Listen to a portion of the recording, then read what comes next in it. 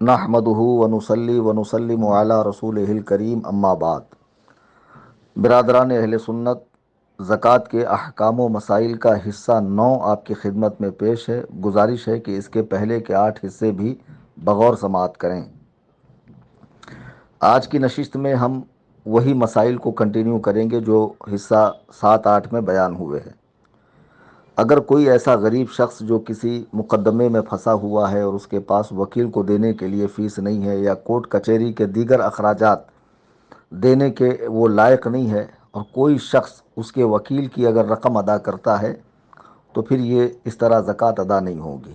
اسے چاہیے کہ وہ اس مستحق زکوٰۃ کو رقم دے دے، پھر وہ اپنی جانب سے وکیل کو دے یا جہاں خرچ کرنا ہو کرے، تو اس طرح زکوٰۃ ادا ہو جائیں گی۔ اگر کوئی شادی وغیرہ کے موقع پر کسی کو کپڑے یا تحفہ دینے میں زکوٰۃ کی نیت کرنا چاہے، اگر لینے والا مستحق زکوٰۃ ہے جہاں پر شادی ہو رہی ہے تو زکوٰۃ کی نیت سے دے سکتے ہیں، زکوٰۃ ادا ہو جائیں گی۔ زکوٰۃ کی رقم سے کھانا کھلانا یا اناج خرید کر دینا، اگر کھانا پکا کر یا اناج خرید کر غریبوں میں تقسیم کیا اور دیتے وقت انہیں مالک بنا دیا تب تو زکوٰۃ ادا ہو گئی، مگر کھانا پکانے پر آنے والا جو خرچ ہوتا ہے وہ شامل زکوٰۃ نہیں کیا جا سکتا۔ بازار میں جس دام میں کھانا ملتا ہے اسی دام کو آپ زکوٰۃ میں کاؤنٹ کریں، پکڑیں۔ اور کسی نے کھانا بنا کر گھر پر بلا کر کھلا دیا، دعوت والے انداز میں مالک نہیں بنایا، تو اس طرح زکوٰۃ ادا نہیں ہوگی۔ اگر اناج خرید کر مستحقین زکوٰۃ کو کم قیمت میں بیچیں اور جتنی رقم کم کی گئی اسے زکوٰۃ میں شمار کریں تو ایسی صورت میں زکوٰۃ ادا نہیں ہوگی، کیونکہ یہ ڈسکاؤنٹ ہے، یہ رعایت ہے، تو اس رعایت کو وہ زکوٰۃ میں شامل نہیں کر سکتا ہے، کیونکہ یہاں مالک بنانا نہیں پایا گیا ہے۔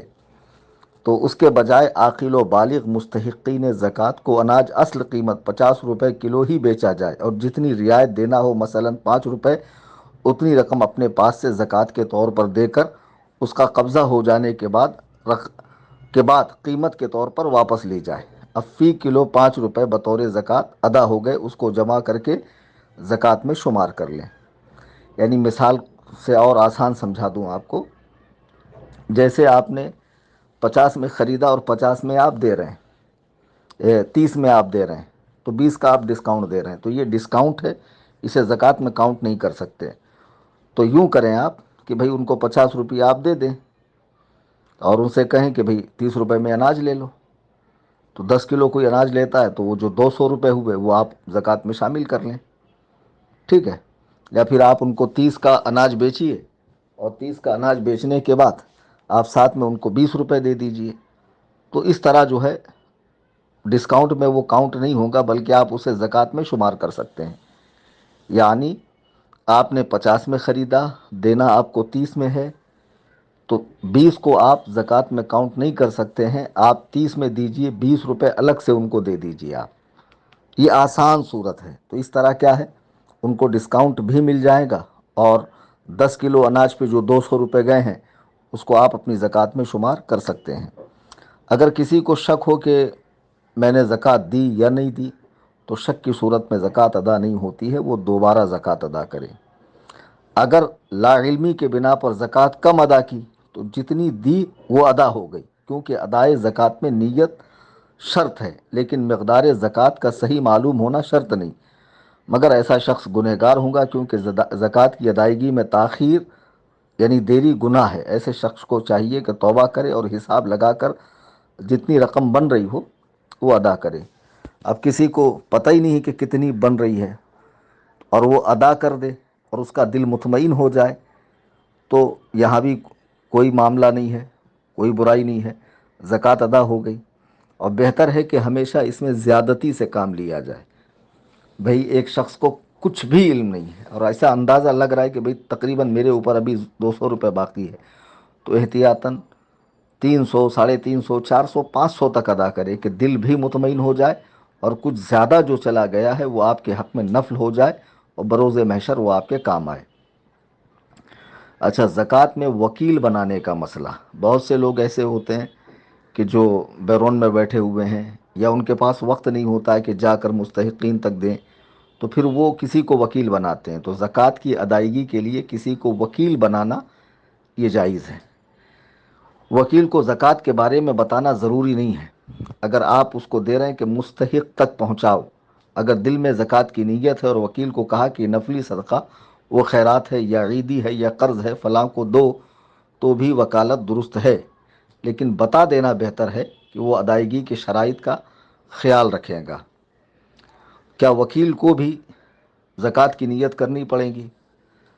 تو اگر وکیل کو مالک نے زکوٰۃ ادا کرنے کی نیت سے مال دیا تو وکیل کو دوبارہ نیت کی حاجت نہیں ہے، کیونکہ اصل یعنی مالک کی نیت موجود ہے، برقرار ہے.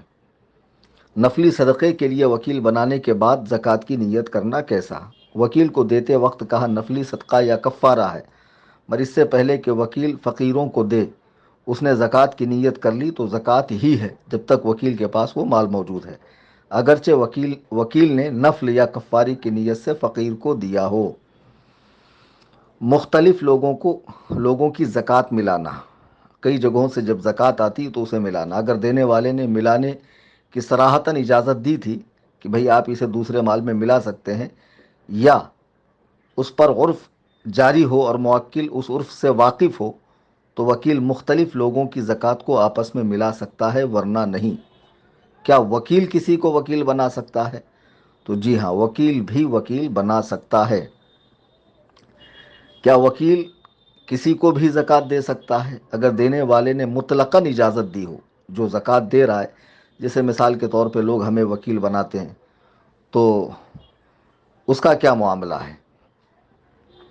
تو معلوم ہونا چاہیے اگر دینے والے نے مطلقاً اجازت دی ہو کہ جس مصرف زکوٰۃ میں چاہو صرف کرو تو جس میں چاہے صرف کرے. اگر دینے والے نے کسی معین مصرف میں خرچ کا کہا ہو کہ پرٹیکولر اسی جگہ آپ کو دینا ہے، اس کے علاوہ نہیں دینا، تو وہیں خرچ کرنا پڑے گا. جیسا کہ فتاوی شامی میں ہے کہ جب زکوٰۃ دینے والے نے یہ کہا ہو کہ فلاں پر زکوٰۃ کی رقم صرف کرو تو وکیل کو اس بات کا اختیار نہیں ہے کہ وہ اس کے علاوہ کسی اور کام میں زکوٰۃ کو لگائے. کیا وکیل خود زکوٰۃ رکھ سکتا ہے؟ جب دینے والے نے مطلقاً اجازت دی ہو کہ جہاں چاہو آپ لگا دینا، تو مستحق زکوٰۃ ہونے کی صورت میں وکیل خود بھی زکوٰۃ رکھ سکتا ہے، ورنہ نہیں رکھ سکتا. اور وکیل کو جائز ہے کہ اپنے فقیر بیٹے یا بیوی کو زکوٰۃ دے دے، مگر خود نہیں لے سکتا. ہاں، اگر دینے والے نے یہ کہا ہو کہ جہاں چاہو مصرف زکوٰۃ میں صرف کرو، تو اپنے لیے بھی جائز ہے، جبکہ وہ خود فقیر ہو، شرعی فقیر ہو. شرعی فقیر کی تعریف ہم نے اوپر کے پارٹس میں بیان کی ہے، اسی لیے بار بار گزارش کر رہا ہوں کہ تمام پارٹ آپ حضرات سماعت فرمائیں. زکوٰۃ پیشگی ادا کرنا. پیشگی زکوٰۃ دے سکتے ہیں، لیکن اس کے لیے دو شرطیں ہیں. دینے والا مالک نصاب ہو، اختتام سال پر نصاب مکمل ہو. اگر دونوں میں سے ایک شرط کم ہوگی تو دیا جانے والا مال نفلی صدقہ شمار ہوگا. پیشگی دینے کا حساب کس طرح لگائے؟ جو ہمارے مسلمان بھائی بہنیں، سنی بھائی بہنیں تھوڑی تھوڑی کر کے پیشگی زکوٰۃ دینا چاہتے ہیں، انہیں چاہیے کہ وہ اپنے پاس موجودہ کل مال زکوٰۃ، سونا چاندی کرنسی نوٹ مال تجارت کا اندازاً حساب لگا لیں. پھر کل مال زکوٰۃ کی قیمت کا 40واں یعنی 2.5%، 2.5% بطور زکوٰۃ الگ کر لیں. پھر اگر وہ مہینے کے حساب سے دینا چاہیں تو زکوٰۃ کی رقم کو 12 حصوں پر تقسیم کر لیں. اگر ویکلی دینا چاہیں، ہفتہ واری، تو 48 پر تقسیم کریں. اگر یومیہ دینا چاہیں تو 360 دنوں پر اس کو تقسیم کر لے. پھر جب سال تمام ہو تو زکوٰۃ کا مکمل حساب کرے. اگر کچھ کمی آ رہی ہو تو پوری کر دے. پیشگی اگر کسی نے زیادہ زکوٰۃ دی، اگر پیشگی زیادہ زکوٰۃ چلی گئی تو جو زیادہ گیا آئندہ سال کی زکوٰۃ میں اسے شامل کر سکتا ہے، جوڑ سکتا ہے. اگر کسی کو پیشگی زکوٰۃ دی، بعد میں وہ مالدار ہو گیا، تو جس فقیر کو پیشگی زکوٰۃ دی تھی وہ سال کے اختتام پر مالدار ہو گیا یا مر گیا یا مرتد ہو گیا، اسلام پہ پھر گیا، یا کوئی اور مذہب اہل سنت و جماعت کے علاوہ اس نے اختیار کیا، تب بھی زکوٰۃ ادا ہو گئی. اگر ختم سال پر نصاب باقی نہ رہا تو ایسی صورت میں جو کچھ اس نے پیشگی دیا تھا زکوٰۃ کہہ کر، اور جب اس کا سال ختم ہوا اور اس کے پاس نصاب باقی نہیں رہا تو جو کچھ اس نے دیا ہے وہ نفلی صدقہ ہے، اور انشاءاللہ اس کا بھی اسے اجر عظیم ملے گا۔ لہٰذا اس پر جو ہے غمگین نہیں ہونا چاہیے، اور مال کے بربادی کا افسوس نہیں کرنا چاہیے، بلکہ اللہ کے حضور آپ کا مال جمع ہے، اور انشاءاللہ اس کے فائدے ہی فائدے آپ کو قبر سے لے کے حشر تک ملیں گے۔ جس پر زکوٰۃ واجب ہو اسی کے مال سے زکوٰۃ دینا ضروری نہیں، کوئی دوسرا بھی اس کی اجازت سے زکوٰۃ ادا کر سکتا ہے۔ مثلا بہت مرتبہ ایسا ہوتا ہے کہ بیوی پر زکوٰۃ ہوتی ہے، مگر چونکہ ہمارے یہاں عورتوں کے پاس پیسے نہیں ہوتے تو پھر ان کا شوہر ادا کرتا ہے، تو مثلا بیوی پر زکوٰۃ ہو تو اس کی اجازت سے شوہر اپنے مال سے زکوٰۃ ادا کر سکتا ہے۔ کسی کی اجازت کے بغیر اس کے مال سے پیشگی زکوٰۃ دیتا رہا، پھر اسے خبر کی اور اس نے جائز رکھا تو بھی زکوٰۃ ادا نہیں ہوگی۔ بلا اجازت، اس سے پوچھے بغیر، کسی کی اجازت کے بغیر اس کے مال سے پیشگی زکوٰۃ دیتا رہا، پھر اسے خبر کی اور اس نے جائز رکھا تو اس طرح زکوٰۃ ادا نہیں ہوگی۔ اور جو کچھ مالک کی اجازت کے بغیر فقراء کو دیا ہے اس کا تاوان یہ بھرے، جی ہاں، جس نے ادا کیا ہے۔ اگر کسی نے دوسرے کی اجازت کے بغیر زکوٰۃ ادا کر دی، پھر دوسرے تک خبر پہنچائی، اس نے جائز رکھا، تب بھی زکوٰۃ ادا نہ ہوگی۔ اس کو بھی ذہن میں رکھیے، اگر کسی نے دوسرے کی اجازت کے بغیر زکوٰۃ ادا کی، پھر دوسرے تک خبر پہنچائی اور اس نے بھی جائز رکھا، تب بھی زکوٰۃ ادا نہیں ہوگی۔ تو یہ سب باتوں میں احتیاطیں یہ برتیں کہ جس کی طرف سے آپ زکوٰۃ دے رہے ہیں اس کو اطلاع کر دیں، اور اطلاع کے بعد جب وہ اجازت دے دے تو آپ زکوٰۃ دیں۔ اگر کوئی زکوٰۃ دیے بغیر انتقال کر جائے، جس پر زکوٰۃ واجب ہے، اگر وہ مر گیا یا اس سے حکم زکوٰۃ ساقط ہو گیا، یا اس کے مال سے جس پر زکوٰۃ واجب اگر وہ مر گیا تو زکوٰۃ کا حکم ساقط ہو گیا، یعنی اس کے مال سے زکوٰۃ دینا ضروری نہیں ہے۔ ہاں، اگر وصیت کر کے گیا تو تہائی مال یعنی کل مال کے تیسرے حصے تک وصیت نافذ ہوگی۔ اس کو میں نے ترکے کے مسئلے میں بتایا بھی ہے، 33% والا معاملہ۔ اور اگر عاقل بالغ ورثہ اجازت دے دیں تو کل مال سے زکوٰۃ ادا کی جائے گی۔ شرط لگا کر زکوٰۃ دینا، ایسا بھی ہوتا ہے، کہیں کہیں ایسے معاملے پیش آتے ہیں۔ اگر زکوٰۃ دیتے وقت کوئی شرط لگائی، مثلا یہاں رہوں گے تو دیتا ہوں ورنہ نہیں، یا اس شرط پر دیتا ہوں کہ فلاں کام مثلا تعمیر مسجد یا مدرسہ یا قبرستان میں صرف کرو، تو لینے والے پر اس شرط کی پابندی ضروری نہیں ہے، زکوٰۃ ادا ہو جائے گی، کیونکہ زکوٰۃ ایک صدقہ ہے، اور صدقہ جو ہے وہ شرط فاسد سے فاسد نہیں ہوتا ہے۔ اب اگر کوئی دماغدار آدمی، مائنڈڈ آدمی زکوٰۃ کی رقم تجارت میں لگا کر اس کا نفع غریبوں میں تقسیم کرنا چاہے تو کیا معاملہ ہے؟ اگر سال پورا ہو چکا، زکوٰۃ کا سال اس کا پورا ہو چکا، تو زکوٰۃ کی رقم اس کے مستحق کو دینے کے بجائے تجارت میں لگانا حرام ہے۔ ہاں، اگر کوئی سال پورا ہونے سے پہلے صاحب نصاب کا جو سال ہے اگر وہ پورا ہونے سے پہلے اس نیت کے ساتھ اپنی زکوٰۃ کی رقم کاروبار میں لگائے کہ سال تمام ہونے پر یہ رقم اس کے منافع سمیت فقراء کو دوں گا، تو یہ نیت اچھی ہے، ایسا کر سکتا ہے، اس کی اجازت ہے۔ اب مال زکوٰۃ سے وقف کرنا، مال زکوٰۃ سے کوئی چیز خرید کر وقف نہیں کی جا سکتی، اس لیے کہ مال زکوٰۃ سے وقف ممکن نہیں، کیونکہ وقف کسی کی ملکیت نہیں ہوتا، اور زکوٰۃ ادا کرنے کے لیے مالک بنانا شرط ہے۔